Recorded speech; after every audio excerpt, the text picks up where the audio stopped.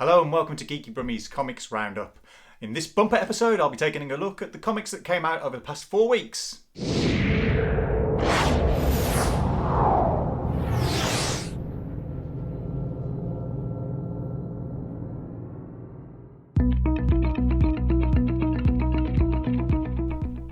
Of the comics released on the 12th of June 2019, my pick of the week was Silver Surfer Black by Donny Cates and Tradd Moore. This cosmic adventure for the Silver Surfer continues events that happened in the earlier series of Guardians of the Galaxy. This comic is filled with absolutely gorgeous artwork. Just take a look at what Tradd Moore is doing here. It's only a short series. I'm hoping that this continues to be a great read. Next up, we have the final issue of the Umbrella Academy Hotel Oblivion. This is by Gerard Way and Gabriel Barr. This has been a really great series. I've been a big fan of the Umbrella Academy since the very beginning. This series ups the ante and ends in a way that makes me highly anticipatory of what comes next for the Umbrella Academy. Next, we have issue 5 of The Wonder Twins from DC's Wonder Comics imprint by Mark Russell and Stephen Byrne. This 5th issue continues the fantastic run that this series has been having. The art is fantastic and Mark's writing is fantastic as well. It is funny, light-hearted, but also delves into lots of really important things that we should all be thinking about. Also, at this point, it was announced that this series would no longer be a 6-issue miniseries, but a 12-issue miniseries. So I am really excited to see what happens with the continuing adventures of Jaina and Zar. Next, we have issue 31 of Supergirl from DC Comics. This issue is written by Mark Andreyko with art by Kevin Maguire and Eduardo Pansica. I've been enjoying Supergirl's adventures in the cosmos. This time she's joined by her cousin Clark Kent and his son to combat the dark evils that are happening in the cosmos. This has been a great run so far and I'm really enjoying it, and I recommend you have a look at Supergirl as soon as you can. Then from Dynamite, we've got Battlestar Galactica Classics number 5. This is written by John Jackson Miller with art by Edu Mena. This has been a great little story and I've enjoyed revisiting the 1970s version of Battlestar Galactica. I was a little disappointed that Daniel HDR didn't get to complete the artwork on this run. His art was really nice, but he has produced this beautiful cover and I'm looking forward to see what happens next with classic Battlestar Galactica. Over at Marvel, we have The Immortal Hulk number 19 from Al Ewing and Joe Bennett. Next up from Image is issue 7 of Out of Darkness by John Layman and Afu Chan. I've been enjoying the Out of Darkness mix of horror and sci-fi. This is the second arc, which has just started, which features a haunted house in space. And I really can't recommend this series any higher. It's a great read, the art is really up my street, and if you haven't checked it out already, please try Out of Darkness. Then from Marvel, we've issue 4 of Spider-Man Life Story by Chip Zdarsky and Mark Bagley. This continues the look back at Spider-Man as if his story was taking place in real time, and in this issue we visit the 1990s. Story's really building the idea of Peter Parker aging as he goes along and the differences and things that he would have to kind of deal with as he gets older and less able to do the role of Spider-Man is really interesting. There's 2 issues left of this series. I'm looking forward to seeing how Chip Zdarsky and Mark Bagley tie up the story. Moving on to June the 19th. It was a week where my comic of the week was pushed back a week. So this week we are taking a look at Invisible Kingdom by G. Willow Wilson and Christian Ward. We also have a look at issue 22 of Curse Words by Charles Soule and Ryan Brown. This magical book is magic and it's coming to the end of the series soon, so I fully recommend you check out its hipster Doctor Strange vibe. From Marvel, we have issue 9 of Shuri by Nnedi Okorafor and Rachel Stott, the wonderful British artist. From Darcy Van Polgeest and Ian Bertram, we've issue 4 of Little Bird out of Image. The artwork in this story is absolutely gorgeous and I'm loving this particularly well told story. It's probably not going to get collected, so if you have the opportunity to pick up the singles, I would do now. The back of this issue also features some lovely pin-ups, and I highly recommend you check out Little Bird. I'm a sucker for Mars Attacks, and I'm a sucker for all things Mars, so I couldn't resist picking up this first issue from Dynamite of Warlord of Mars Attacks.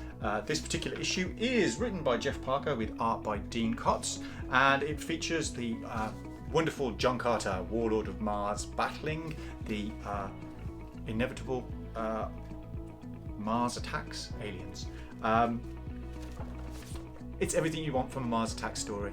Blood, gore, and a bit of comedy. Definitely well worth checking out, and a gorgeous variant cover here.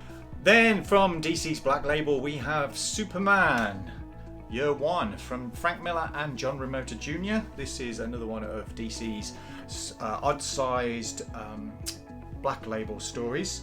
I kind of picked this up on a whim. I do like John Romita Jr.'s artwork. It's an interesting take on the origin of Superman. Frank Miller has a certain way of telling a story. Not sure this is quite my Superman, but I shall probably pick up the remaining 2 issues to see how it all pans out. We move on now to the week of June 26th, when my comic of the week from last week finally made it out, and that was X-Men Grand Designs X-tinction #2 by Ed Piskor.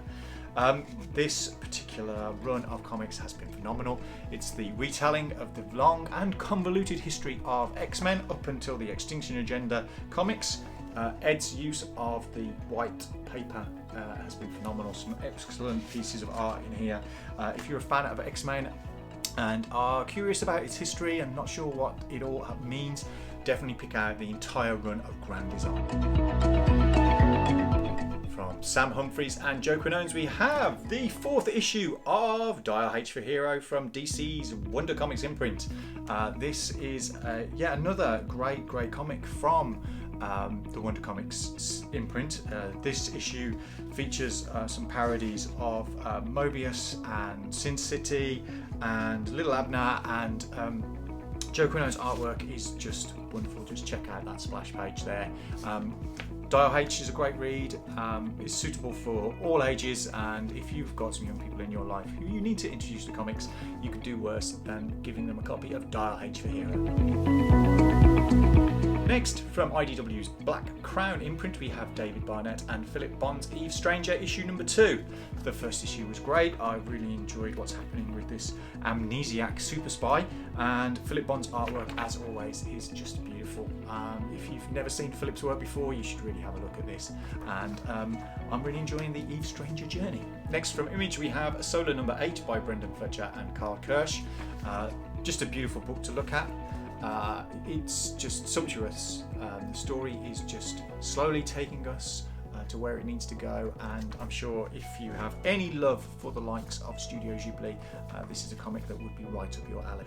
Then from Jason Aaron and Russell Dauterman, we have the 6th and final issue of War of the Realms from Marvel.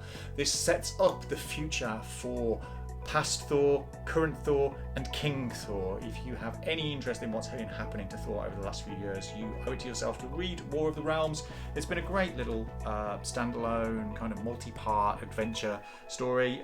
You don't really need to have picked up any of the tie-in issues if you didn't really want to, but lovely to look at, great read, and sets up an awesome looking future for Thor in the Marvel Universe. Then from Image we have Andrew McLean's Headlopper #12. This is the 4th issue of the 4-part Knights of Venora storyline. I've been a huge fan of Headlopper since the first series.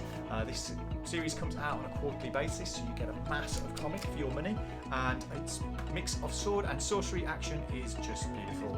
Andrew's been doing a great job with this series, and I highly recommend you pick up the trades, which comes with a little bit of extras that you don't get in the single issues. So check out Headlopper right now. Then from Marvel we have Spider-Man Annual #1 by Jason Latour and one of my favourite artists of all time, David LaFuente. This particular Spider-Man is not the Spider-Man you're used to. In fact, it's Peter Porker, the spectacular Spider-Ham. You may know him from his recent appearance in Into the Spider-Verse. This is a great fun story. I highly recommend you give it a look. The art is phenomenal, and it features a beautiful little backup story from some of the creators of the Into the Spider-Verse movie. So go check that out right now. And this is a beautiful, lovely little variant cover. Bringing us bang up to date with the comics that were released on the 3rd of August 2019. It was never going to be in and out. My comic of the week was always going to be The Wildstorm number 24 by Warren Ellis and John Davis Hunt, the final issue in this 24 issue story. John Davis Hunt has produced some of the most spectacular artwork I've seen in an action book for ages. This is definitely up there, if not better, than the work Brian Hitch did on the original Authority comics, and Warren Ellis has concocted a fantastic story which has been engaging and thoroughly enjoyable. So if you haven't had a chance to check out the wonderful work that's been going on in Wildstorm, I fully and wholeheartedly recommend you check out the entire story when it's collected into trades.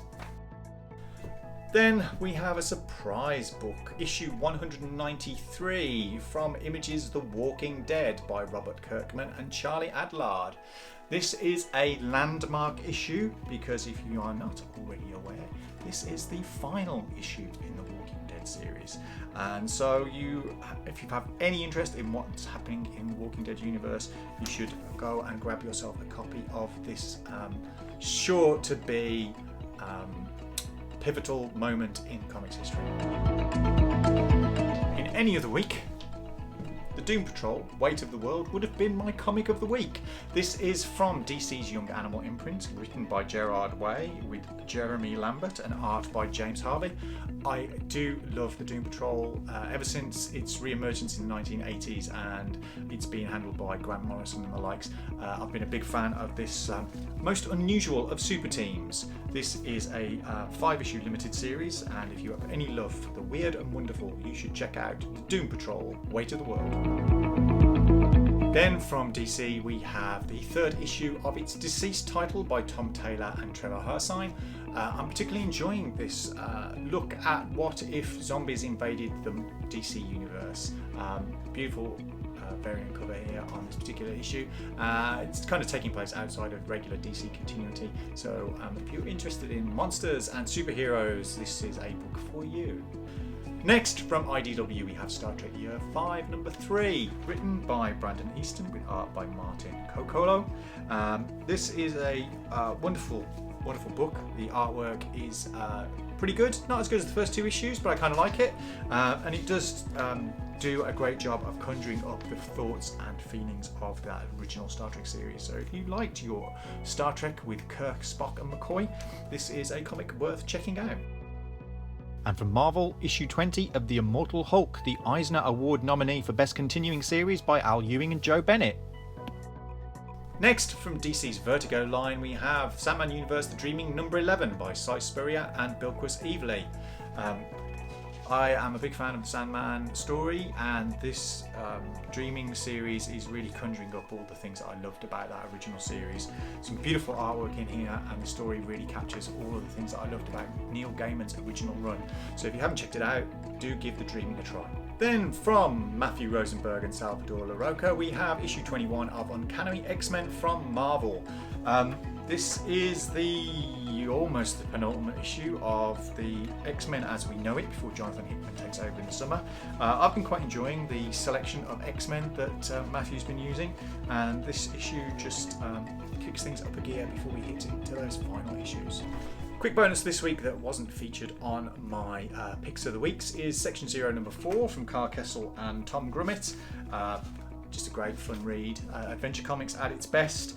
Coming out of Image and its Shadowline range, you could do worse than picking up a copy of the Section 0.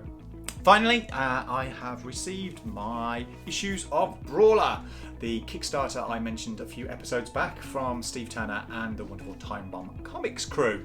I picked up the pack that gave me the regular cover and the one-off Comic-Con International cover. Stories in here are a mix of stories. I think something for everyone. Some good looking art, some great looking stories. quite a few things to enjoy in there. Hopefully issue 2 of Brawler will be coming along shortly. With my pledge packet, I also managed to get a beautiful original sketch and a series of some gorgeous prints featuring art from the series.